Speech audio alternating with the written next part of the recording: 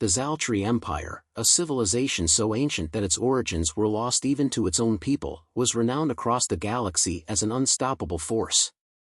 Their conquest spanned countless star systems, leaving desolation in their wake, and they regarded all other species as inferior, mere resources to be harvested, tools to be used, or obstacles to be eliminated. The Zaltri had never encountered a race capable of standing against them. They were the masters of war, their biomechanical technology and tactical prowess unmatched.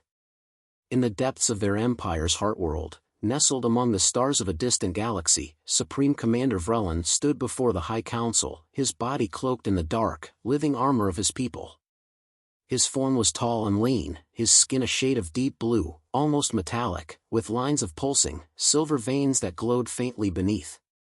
His eyes, cold and calculating, gleamed with the confidence of a seasoned conqueror. "This world, Earth, is rich in biological diversity," Vrelin declared, his voice smooth and authoritative. "Its resources are abundant, and the species that inhabit it, humans, are fractured, divided, and technologically primitive." He waved his hand before a holographic display, which lit up with images of Earth, its blue oceans shimmering under the light of its sun, its continents teeming with life. The council members, elite Zaltri leaders, their faces hidden beneath ornate helmets, nodded in unison, their decision made. "It will be an easy conquest," Vrelin continued, his thin lips curving into a slight smile. "One fleet is all that is needed. We will claim Earth in the name of the Zaltri Empire." In moments, the decision was made. The Zaltri fleet, a massive armada of warships capable of blotting out the stars, would descend upon Earth. But there would be no negotiations, no warnings. The humans, as far as the Zaltri were concerned, were cattle, and cattle did not need to know their fate until the moment of slaughter. Far from Earth, hidden by the shadow of its moon, the Zaltri fleet moved into position. The fleet was vast, thousands of ships, each one a marvel of bioengineering, part machine, part living organism. At its center was the mothership, a colossal vessel, dark and predatory, like a leviathan lurking in the depths of space. It bristled with organic tendrils that connected to massive weapons capable of laying waste to entire planets. On the bridge of the mothership, Vrelin stood with his hands clasped behind his back, watching the serene image of Earth on the large viewing screen. To him, the planet seemed beautiful but fragile, like a delicate flower waiting to be plucked. "They won't know what hit them," Vrelin muttered, his voice cold and distant. His subordinates, genetically modified Zaltri soldiers bred for warfare, stood silently at their stations, awaiting orders. Vrelin's eyes narrowed as Earth's surface came into clearer view. Humanity's radio transmissions and satellite signals filled the ship's scanners, a cacophony of sounds and images, thousands of broadcasts blaring across the electromagnetic spectrum. The humans seemed blissfully unaware of the danger lurking just beyond their moon. "They are distracted by their own noise," Vrelin noted with disdain. "A chaotic species, divided by trivial concerns." He turned to his chief tactician, a tall Zaltri warrior with skin as black as obsidian. "Begin the descent. Target the cities." With a sharp nod, the command was relayed. The Zaltri fleet began its slow, methodical descent toward Earth, their ships invisible to human eyes, cloaked by advanced shielding technology that distorted light and radar signals. For the people of Earth, it was just another ordinary day. The first target was New York City. As the Zaltri ships entered the atmosphere, they moved silently, like shadows cast across the sky. There was no sound, no warning, only the sudden appearance of darkness as the Zaltri craft blocked out the sun. At first, people on the streets looked up in confusion, shielding their eyes from the sudden gloom. What they saw next would be burned into their memories forever. A Zaltri cruiser descended from the clouds, a sleek and menacing vessel, its black, organic surface rippling like the hide of some ancient beast. From its underbelly, a beam of pale blue light shot downward, striking the heart of the city. The ground beneath it disintegrated instantly, vaporized in an instant. Skyscrapers melted like wax, and the streets crumbled into dust. People had no time to scream, no time to flee. In a matter of seconds, one of the largest cities on Earth was reduced to a smoking crater. Above, more Zaltri ships descended, spreading out across the globe like a swarm of locusts. Beijing, Tokyo, London, all were struck within minutes. The Zaltri's initial attack was swift, brutal, and devastating. Human military forces scrambled to respond, but they were hopelessly outmatched. Fighter jets launched into the skies were swatted down by the Zaltri's defensive drones. Missiles aimed at the invaders exploded harmlessly against their energy shields. Tanks and ground forces, mobilized in panic, were incinerated by beams of energy before they could even fire a shot. In Washington, D.C., the U.S. president and military advisors watched in horror as news reports flooded in from every corner of the globe. "We're under attack," a general whispered, his voice trembling with disbelief. This is the end," the president murmured, staring at the screen, watching in helplessness as the Zaltri fleet decimated their world. On the bridge of the Zaltri mothership, Vrelin observed the devastation with cold detachment. His yellow eyes flickered with satisfaction as reports came in from his fleet. Every major city on Earth had been struck. Billions had died in the initial assault, and human resistance was crumbling under the sheer power of the Zaltri forces. "It is as I expected," Vrelin said, his voice carrying an air of victory. "They are weak, disorganized. They stand no chance." The Zaltri war machine was relentless. Their technology was built on bioengineering principles far beyond human understanding. Their ships were grown, not built, with living hulls that could regenerate damage and adapt to environmental conditions. Their weapons were fused with organic and synthetic components, designed to harvest the energy from their destruction and convert it into fuel for the fleet. Everything about the Zaltri Empire was efficient, ruthless, and unstoppable. But something nagged at Vrelin's mind, something that didn't sit right. As his fleet moved to occupy the planet, there were unexpected pockets of resistance. He could see them on his tactical displays, small but persistent, scattered across the globe. Military bases that had been thought destroyed were suddenly back online, and missiles launched from hidden locations made direct hits on Zaltri ships. While the attacks didn't do much damage, it was far more than Vrelin had expected. The humans should have been crushed by now. But something was keeping them alive, something more than their rudimentary technology. Vrelin's eyes narrowed in thought. "Commander," one of his officers spoke, her voice tinged with unease. "We are detecting interference in our systems. It's coming from Earth's surface." Vrelin's cold gaze shifted to his officer. "What kind of interference?" "We are unsure. But it's affecting our ships. Certain energy readings are fluctuating, and our long-range communications are being disrupted." Vrelin's mind raced. This was not a typical response from a species on the brink of annihilation. Perhaps Earth had more secrets than the Zaltri had anticipated. "Focus on their technological centers," Vrelin ordered, his voice cold and hard. "Whatever they are doing, we will crush it." As his fleet moved to destroy humanity's last remaining defenses, Vrelin couldn't help but feel a growing sense of unease. The humans were resisting, perhaps not with force, but with something more dangerous, ingenuity. The conquest of Earth, it seemed, was not going to be as simple as Vrelin had imagined. Unbeknownst to Vrelin, deep within the underground bunkers of Earth, humanity was already preparing a counteroffensive. Scientists, military strategists, and engineers had long suspected the possibility of extraterrestrial contact, and even invasion.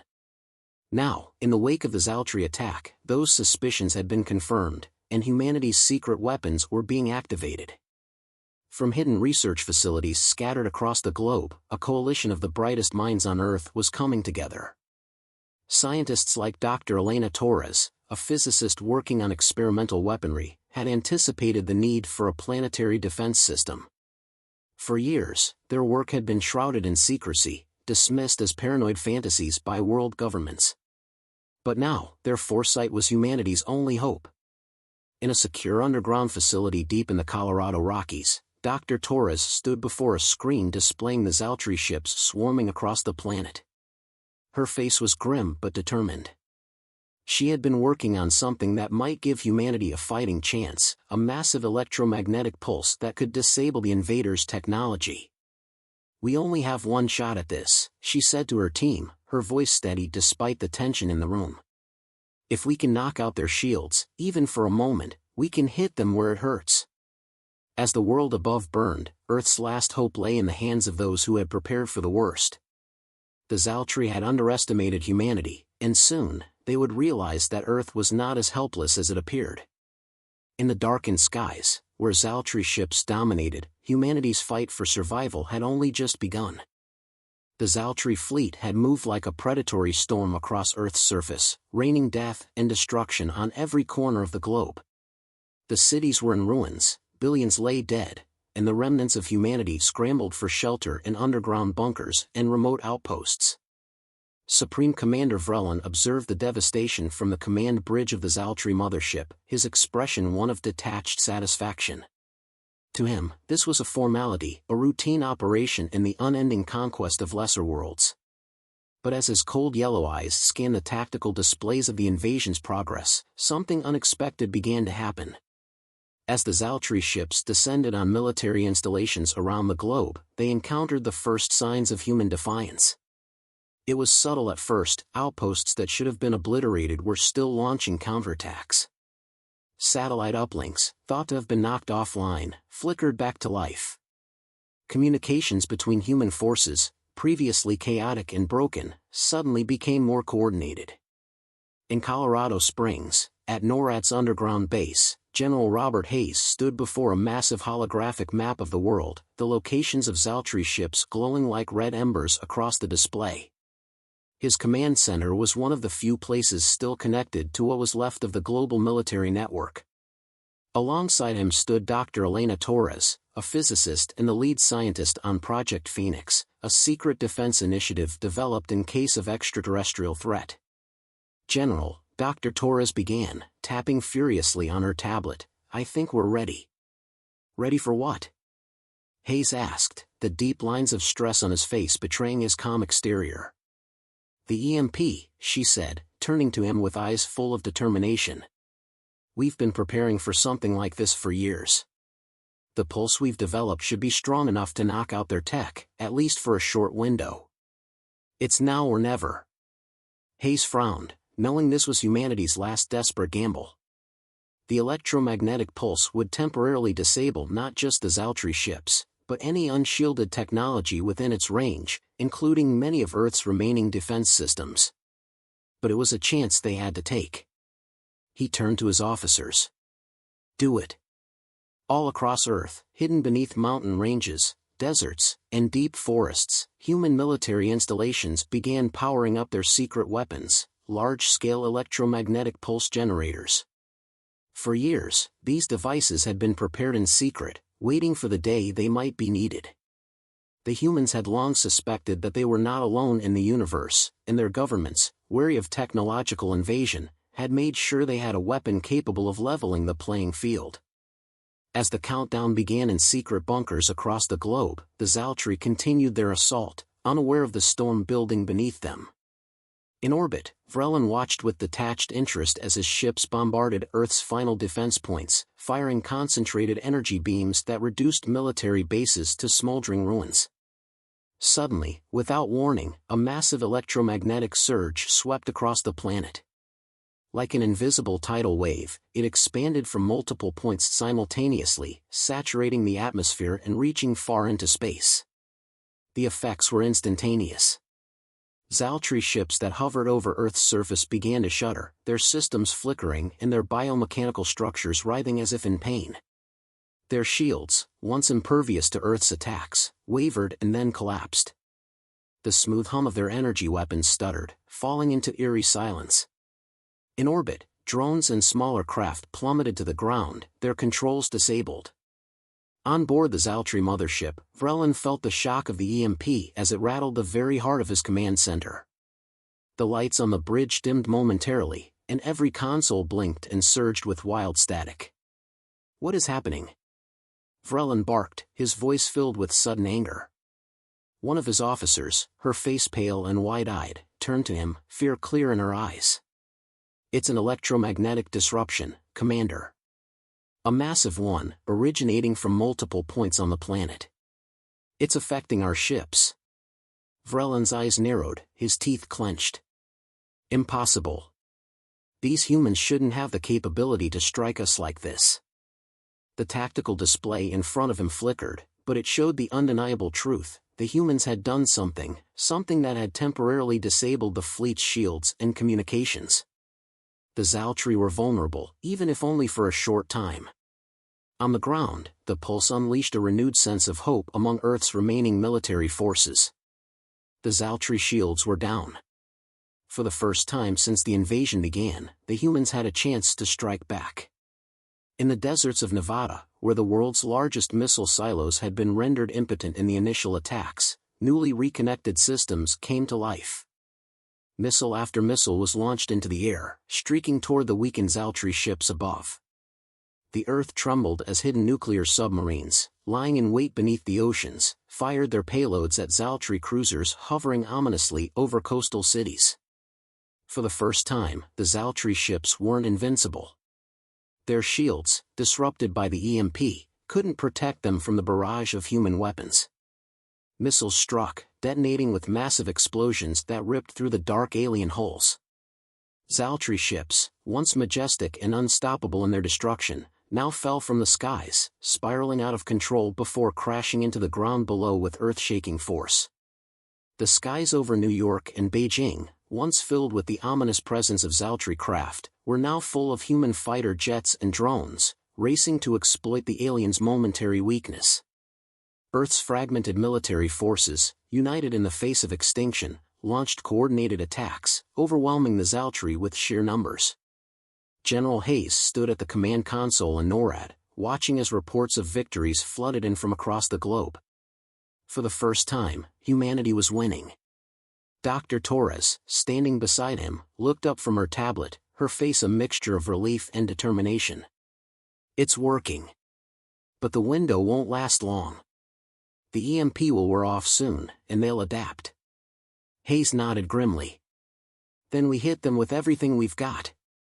Back on the Zaltri mothership, chaos erupted as the once silent bridge filled with the sounds of alarms and panicked voices. Vreeland's officers worked furiously to restore order, their hands moving across control panels as they attempted to reboot the ship's systems. "Commander, the humans are retaliating," one of the officers shouted.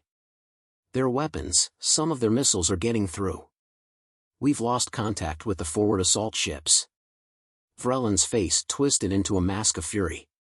He had not anticipated this. The humans, these fragile, disorganized creatures, had somehow found a way to disable his fleet, even if only for a moment. Their defiance infuriated him.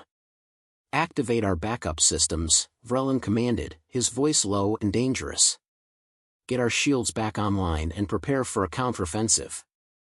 I want these creatures wiped from the face of their planet." The Zaltri fleet, though weakened, was far from defeated.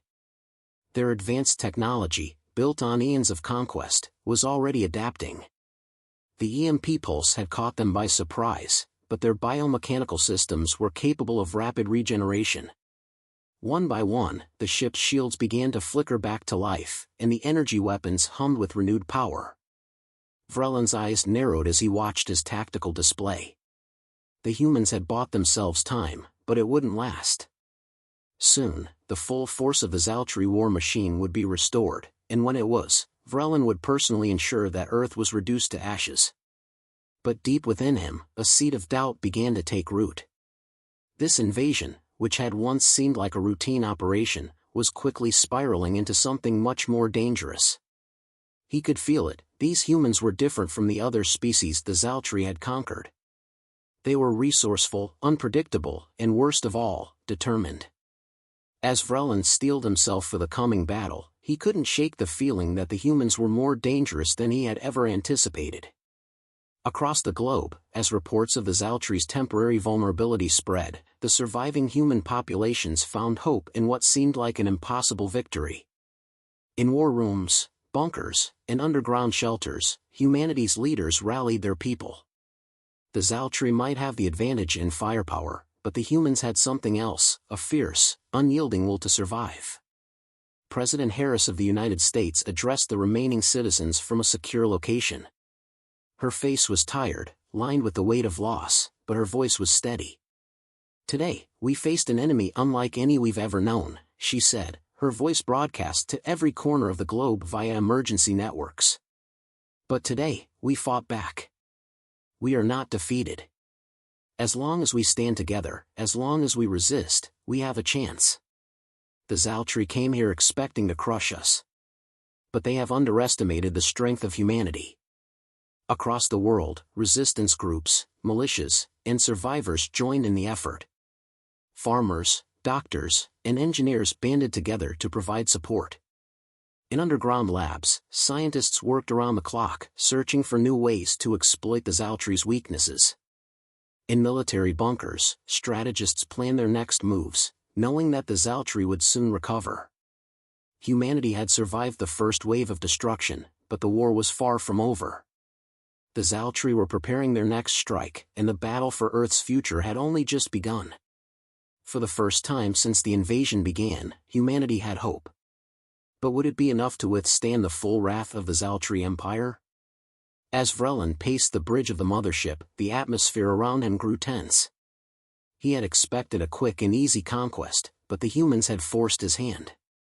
His pride, wounded by the audacity of their resistance, demanded retribution. "Prepare the Starbreaker," he ordered coldly. The officers around him stiffened at the mention of the weapon. The Starbreaker was not a weapon of war, it was a weapon of total annihilation, designed to destroy a planet's atmosphere, reducing it to a barren, lifeless husk. "If they wish to resist," Vrelin snarled, "then they will burn." The countdown began. Soon, Earth would face its final test, a test that would determine whether humanity's spirit of resistance could overcome the most devastating weapon in the galaxy. And as the Zaltri readied their ultimate weapon, humanity's last hope lay not just in their ingenuity, but in their will to survive. The real battle was only just beginning. The world was burning, and humanity was on the brink of annihilation. But in the chaos, a fragile hope flickered. For the first time since the invasion began, the Zaltri were vulnerable. The electromagnetic pulse, EMP, weapon had worked, disabling their shields, grounding their drones, and turning the tide, however briefly, in favor of the humans. Across the globe, military leaders, scientists, and survivors prepared for the counterattack that would decide the fate of the world. This was their one chance, and they knew the window of opportunity was closing rapidly. The Zaltri were already beginning to recover, their ships adapting to the electromagnetic disruption, their shields flickering back to life. The question on everyone's mind was simple but terrifying: would this brief moment of human resistance be enough to change the course of the war? In an underground bunker deep within the Colorado Rockies, the command center buzzed with urgent activity. General Robert Hayes, a man whose weathered face bore the weight of Earth's survival, stood over a digital map of the world, surrounded by military leaders from every corner of the globe. The holographic display showed the positions of Zaltri ships, still lingering in Earth's atmosphere, slowly regaining their strength. "We've hit them hard," General Hayes said, his gravelly voice carrying the authority of someone who had been through wars, though none like this. "But they're recovering faster than we expected.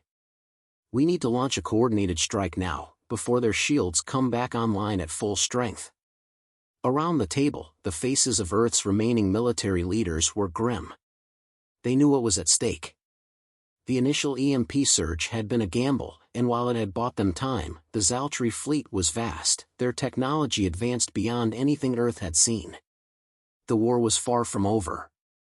"Do we have confirmation that the EMP pulses hit all sectors?" asked Field Marshal Lu Wen, a steely-eyed strategist from China's military high command. Dr. Elena Torres, standing nearby with her tablet clutched tightly in her hands, nodded.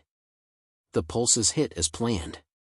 We've disrupted about 70% of their fleet, but the effects won't last long. Their technology is regenerating faster than we anticipated. If we're going to hit them, it has to be now." General Hayes looked at his team. "Then let's make it count. Full-scale assault on all remaining Zaltri ships. Mobilize every available force, fighter jets, drones, naval forces, ground-to-air missiles.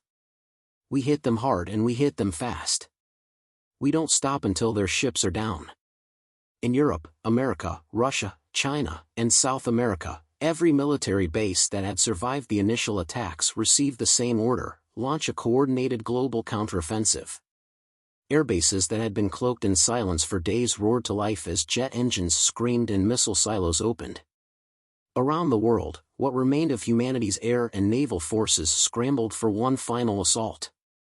The skies over Earth became a battlefield unlike any seen in human history. Zaltri ships, once invulnerable in their technological superiority, were now vulnerable.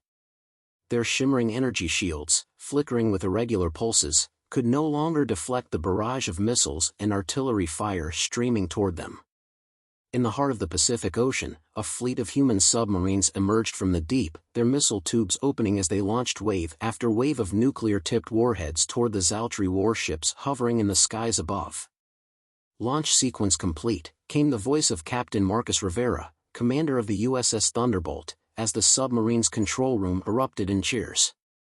"Let's see if the bastards can take a nuke." The warheads streaked into the sky, cutting through the clouds and racing toward their targets. Zaltri cruisers, their shields disrupted, couldn't react in time. One of the massive alien ships took a direct hit, its biomechanical hull cracking and splintering under the force of the explosion. The ship wobbled in midair, its sleek form shuddering, and then it began to descend, slowly at first, before plummeting into the ocean with a deafening crash. In the skies over Europe, fighter jets from NATO squadrons and the European Union screamed toward the weakened Zaltri ships. F-35s, Eurofighters, and MiG-35s soared in tight formations, launching precision-guided missiles at the vulnerable alien crafts. Though many were shot down by the remaining Zaltri drones, the humans pressed on, determined to strike a decisive blow. "Engage targets at full range," shouted Commander Sarah Donovan of the United States Air Force as she led her squadron into a dive, unleashing a barrage of missiles at a Zaltri ship hovering above London. The missiles found their mark, piercing through the weakened shields and detonating inside the alien vessel's core. The ship exploded, raining down debris on the burning city below. Across the globe, ground forces and artillery units joined the fight. In the deserts of Arizona, surface-to-air missile batteries locked onto the Zaltri ships still hovering above. From the jungles of South America, guerrilla fighters used repurposed anti-aircraft systems to target the alien invaders. For the first time since the invasion began, humanity's forces were landing critical blows against the Zaltri fleet. But the aliens were far from defeated. On board the Zaltri mothership, the tension was palpable. Supreme Commander Vrelin stood at the center of the command bridge, his face twisted into a mask of rage and frustration. The humans had done the unthinkable, they had hurt his fleet, and in doing so, they had hurt his pride. "Report," Vrelin snarled, his yellow eyes glowing with fury. One of his officers, her face pale and her movements jerky with fear, spoke quickly. "Commander, we've lost 30% of our fleet to the humans' counterattack. Our shields are still regenerating, but the EMP disruption has delayed full recovery." Vrelin slammed his fist onto the console in front of him, causing the screens to flicker. "These creatures should not have the capability to strike us like this. They are insects, primitive, divided." The tactical displays showed the damage: Zaltri ships fallen across the globe, plummeting into the oceans, crashing into cities, and burning in the atmosphere. Despite their superior technology, the Zaltri had underestimated the human spirit. These creatures, these fragile, chaotic beings, were fighting back with a ferocity Vrelin had not anticipated. "They're not just surviving," Vrelin growled under his breath. "They're adapting." As his officers worked to restore control of the situation, Vrelin's mind raced. The Zaltri fleet was still vast, and even with the humans' EMP weapon, they had only managed to temporarily disable a portion of the armada. But Vrelin was no fool. He knew that if he let the humans continue their resistance, they could do more damage than he had previously imagined. "Prepare the Starbreaker," Vrelin ordered, his voice like ice. "We will end this now." The Starbreaker, the Zaltri's ultimate weapon, capable of wiping out entire planets, was designed for moments like this. Moments when an enemy, however insignificant, showed a glimmer of defiance. It was a weapon of total annihilation, designed not just to kill, but to erase, to reduce a planet to ashes. Set a course for Earth's core, Vrelin commanded. When the Starbreaker is ready, we will burn this planet from the inside out. In NORAD's command center, Dr. Elena Torres stood with her heart pounding in her chest. She watched as Zaltri ships continued to fall, but she knew that humanity's victories were temporary. The alien fleet was still too strong, and the humans were running out of time. "We need to take out their mothership," Torres said, her voice urgent. "It's the key to their entire operation. If we can disable it, we can stop the Starbreaker."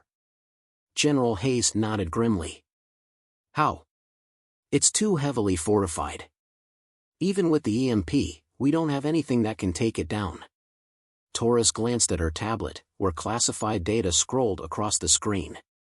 Her eyes landed on one of the experimental programs that had been developed in secret, a stealth infiltration mission. "There's one way," she said. "We've been working on a stealth technology, based on the alien tech we reverse-engineered. We have a prototype, a ship that can bypass their sensors.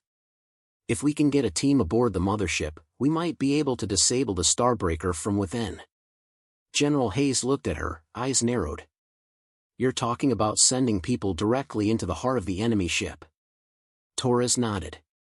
"It's a suicide mission. But it's the only way." In the room, there was a long, tense silence.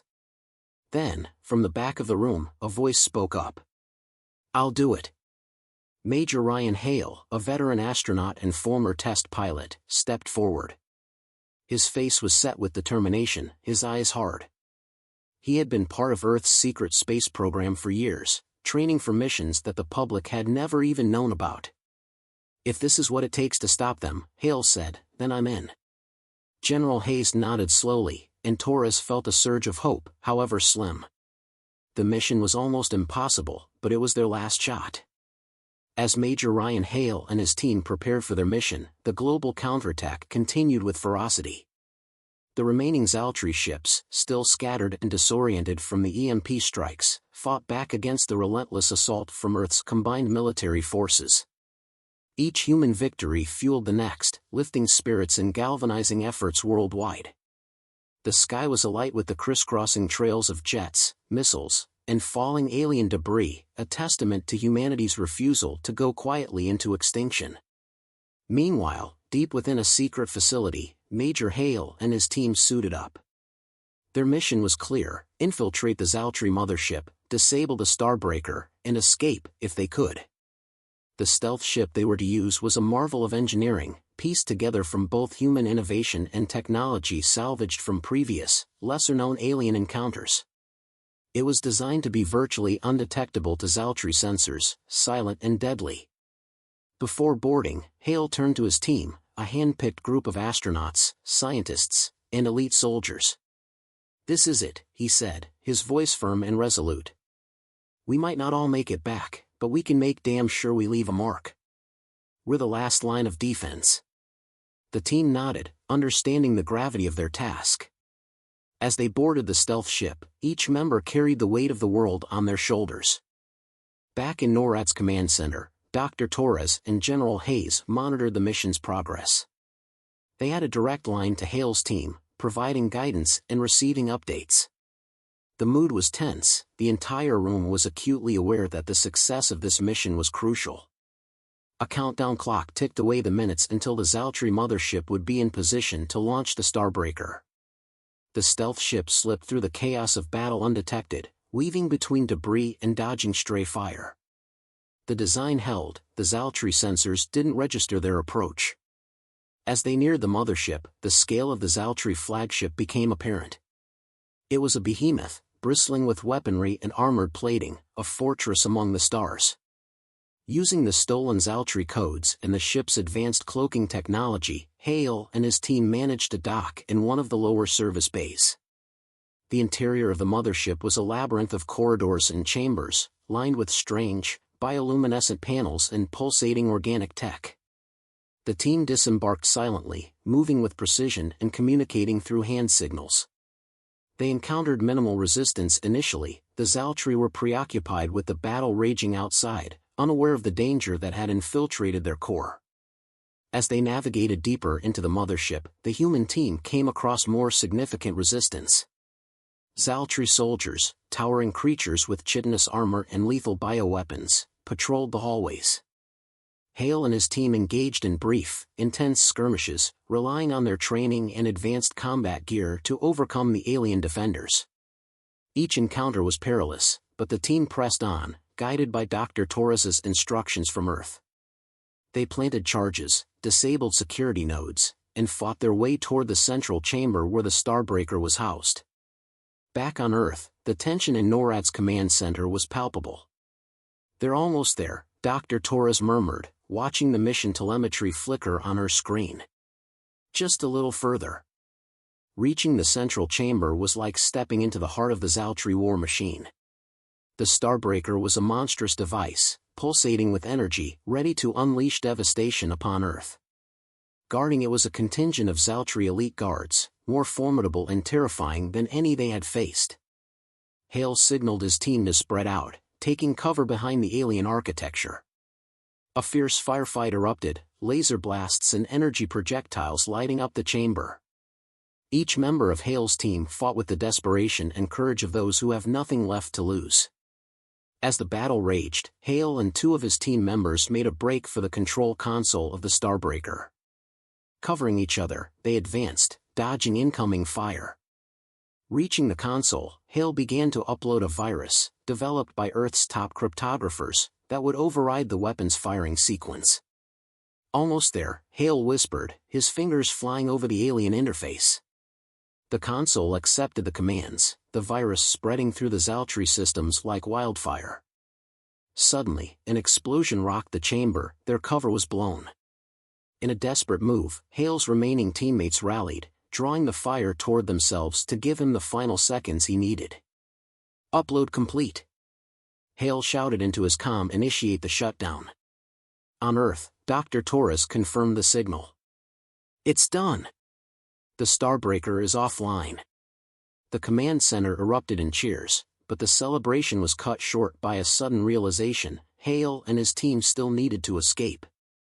Back on the mothership, as the Starbreaker went dark, chaos ensued among the Zaltri ranks. Seizing the moment, Hale and the surviving members of his team fought their way back to their ship.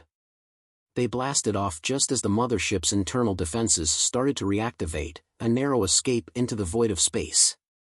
The stealth ship returned to Earth, battered but not broken. Major Ryan Hale and his team were hailed as heroes, the saviors of humanity.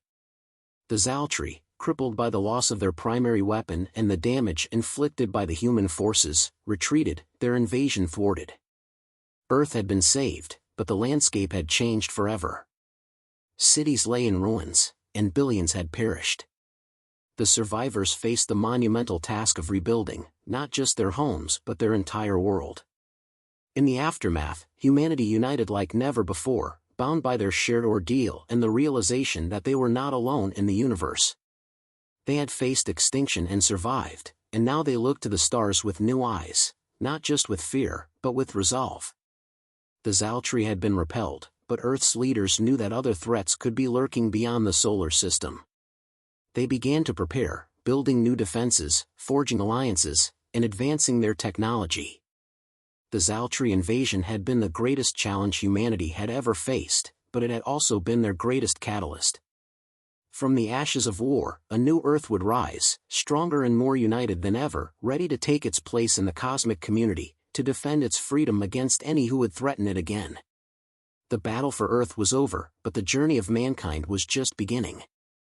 In the chaotic aftermath of humanity's successful counterattack, the mood among Earth's defenders was one of cautious optimism mixed with grim determination. The Zaltri forces had been dealt a significant blow, but the war was not over. Supreme Commander Vrelin, seething with rage over the unexpected resilience and cunning of the humans, prepared his final recourse, the Starbreaker. This was not just a weapon, it was a symbol of the Zaltri's supremacy and a tool of last resort to ensure total dominion or utter annihilation. Aboard the Zaltri mothership, Vrelin stood before a congregation of his top advisors and war strategists in the war room, a vast chamber with walls adorned with the conquests of their empire. The room buzzed with tense energy, the air thick with anticipation and fear. "Activate the Starbreaker," Vrelin commanded, his voice echoing ominously through the chamber. His once unshakable confidence was now tinged with a hint of desperation. "Prepare to align the weapon with Earth's core. If we cannot have this planet, no one shall." His command was met with a murmur of compliance, though some among his ranks exchanged uneasy glances. The Starbreaker had been used only once before, and the aftermath of that event had left a dead planet, a barren rock floating lifelessly in space, a grim testament to the weapon's devastating power. The Starbreaker, housed deep within the bowels of the mothership, was a marvel of Zaltri engineering, a dreadful fusion of organic and mechanical technologies. It functioned by channeling massive amounts of energy to create a singularity, a point of infinite density that could disrupt a planet's core, leading to catastrophic tectonic activity and eventual planetary disintegration. As the weapon began its charging sequence, the ship itself seemed to pulse with energy, its corridors filled with the hum of power flowing towards the Starbreaker's chamber. Technicians and engineers worked frantically to ensure the weapons systems were fully operational, aware of the gravity of their task. Back on Earth, the news of the Zaltri's final strategy spread quickly among the remnants of the global command centers. Dr. Elena Torres, now coordinating a global defense network from an underground facility in Switzerland, received the chilling intelligence from a network of spy satellites that had miraculously survived the initial assault. "The Zaltri are preparing to use a planetary-scale weapon," she briefed the gathered leaders, her face pale under the artificial lights. "We believe it's capable of destroying the entire planet." The room fell silent, the gravity of the situation settling over the assembled leaders like a heavy shroud. "We have one option left," she continued, her voice steady despite the fear she felt. "We must destroy that mothership." Plans were quickly drawn up for a daring mission, a direct assault on the Zaltri mothership using a fleet of spacecraft equipped with every piece of advanced weaponry humanity had left. Pilots were summoned, many of whom were civilian astronauts and military aviators who had been part of space programs around the world. They were tasked with a seemingly impossible mission: penetrate the Zaltri defenses and deliver a payload powerful enough to destroy the Starbreaker.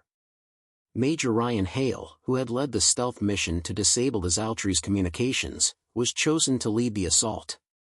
"This is our last stand," he told his team as they prepared their ships. "We fight not just for our lives, but for the survival of our planet." The human fleet, a patchwork of spacecraft ranging from commercial shuttles retrofitted with military-grade weapons to experimental fighter craft, launched into the cold void of space. As they approached the Zaltri mothership, they were met with a barrage of fire from the alien fleet's remaining ships. The battle was fierce, with human pilots maneuvering through explosions and debris, inching ever closer to the mothership. Meanwhile, on Earth, anti-spacecraft batteries fired relentlessly, providing cover and attempting to take down any Zaltri reinforcements that tried to intercept the human fleet. Inside the mothership, alarms blared as the human fleet breached its outer defenses. Vrelin watched from his command center, his face contorted with rage. "Deploy all defenses," he ordered. "Protect the Starbreaker at all costs." Major Hale and his team navigated the battered corridors of the mothership, fighting their way toward the central chamber housing the Starbreaker.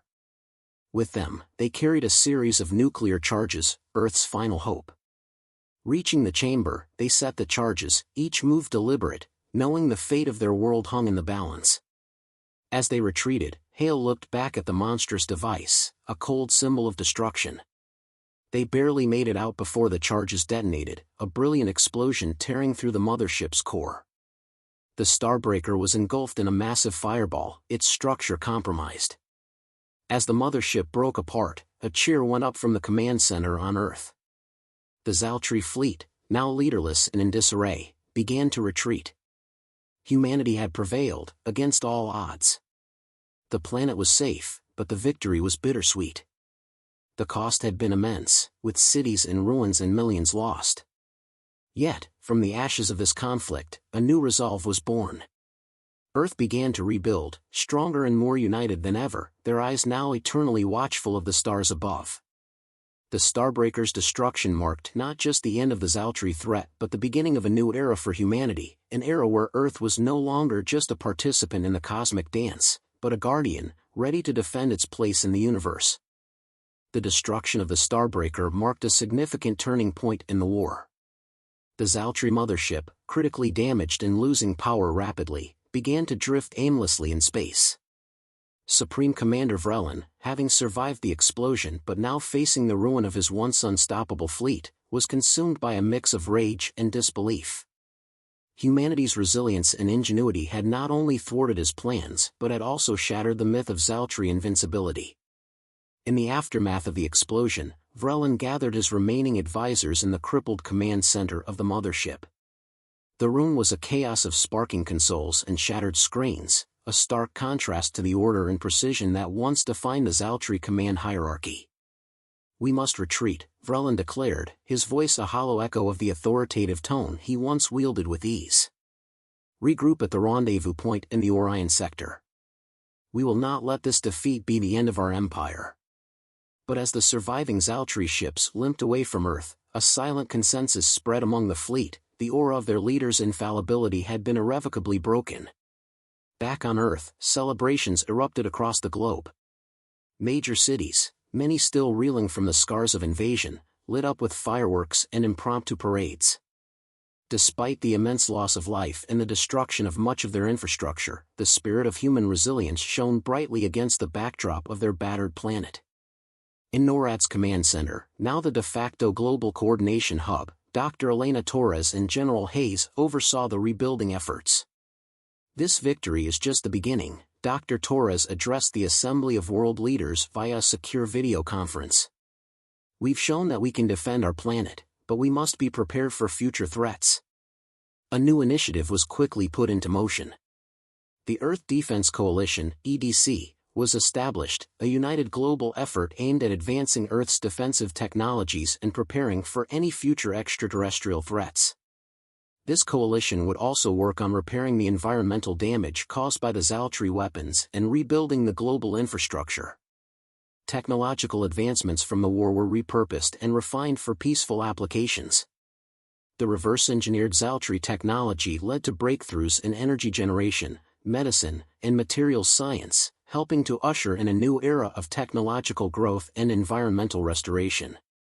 Training programs for pilots and soldiers were revamped to include strategies for combating extraterrestrial threats. Major Ryan Hale, heralded as a hero of the war, was appointed to lead the newly formed Special Operations Unit within the EDC, focused on rapid response to any off-world threats. Space exploration received renewed focus and funding, now seen not only as a frontier for discovery but also as a necessary field of defense. Humanity began to establish outposts on the Moon and Mars, intended as both scientific hubs and early warning outposts against future invasions. Months after the Zaltri retreat, Earth received its first communication from the Galactic Council, a coalition of alien civilizations that had been observing the conflict with keen interest. They were impressed by humanity's resolve and ingenuity in facing a threat that had subdued many other planets and species. After formal negotiations, Earth was invited to join the Council, a significant acknowledgement of humanity's new standing in the galaxy. As Earth's ambassador to the Galactic Council, Dr. Torres advocated for peaceful relations and mutual assistance among the galaxy's diverse inhabitants. Her voice, once dedicated to rallying troops and coordinating defense efforts, now spoke of unity and cooperation among the stars. The world did not return to how it had been before the Zaltri invasion. Cities were rebuilt with new, alien-inspired architectures and powered by technologies that were once the stuff of science fiction. Memorials were erected in every major city, not only to mourn the countless lives lost but also to commemorate the indomitable spirit that had carried humanity through its darkest hours. The human race had been tested in ways it had never imagined possible. Through the devastation wrought by the Zaltri, they found a new unity and purpose. Earth had become a significant player on the galactic stage, no longer just a planet of divided nations but a unified species ready to face the future, whatever it might bring. As the first human starship, the SS Unity, prepared to launch from its base on the newly terraformed lunar surface. It symbolized the dawn of a new era for humanity. It carried a crew composed of Earth's best and brightest, destined for a rendezvous with representatives of the Galactic Council. Major Hale, standing beside Dr. Torres as they watched the starship's engines ignite, felt a surge of pride and hope. "We're no longer just survivors," he said, his gaze fixed on the starship as it climbed toward the stars. "We're pioneers." Dr. Torres smiled, her eyes reflecting the bright flare of the rocket's exhaust. "And guardians," she added. "Guardians of Earth and explorers of the unknown."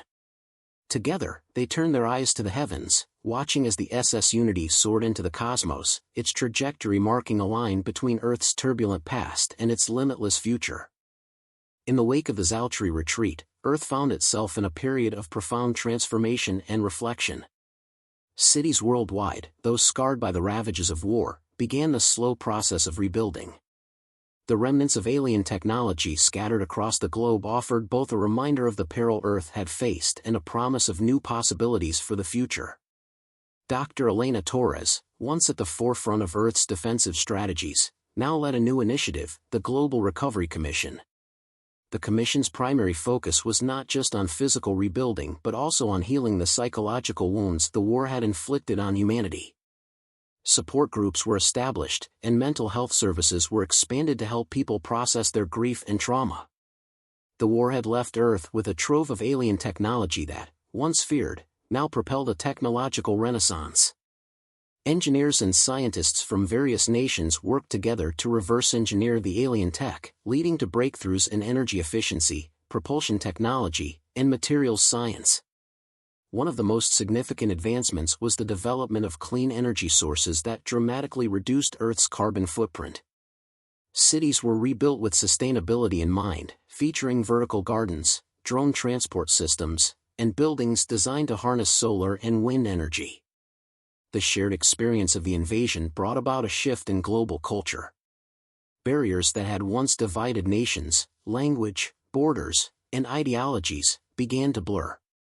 A new holiday was established, known as Unity Day, celebrated worldwide to commemorate the end of the war and the unity it fostered among Earth's people.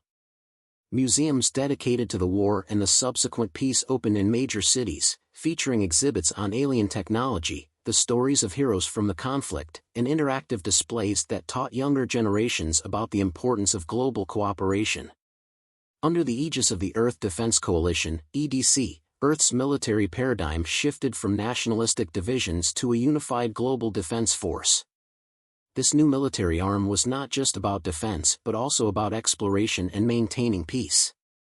The Special Operations Unit, led by Major Ryan Hale, became a symbol of this new approach, focusing on rapid response capabilities and interstellar defense tactics. The EDC also established several off-world bases on the Moon, Mars, and other strategic locations in the solar system. These bases served as both scientific research stations and as the first line of defense against any future threats. With Earth's admission into the Galactic Council, new diplomatic relations began to flourish. Embassies for various alien civilizations opened on Earth, and human diplomats were sent to other worlds. This exchange led to a rich cultural exchange that profoundly impacted art, music, and literature, introducing new aesthetics and ideas that enriched human culture.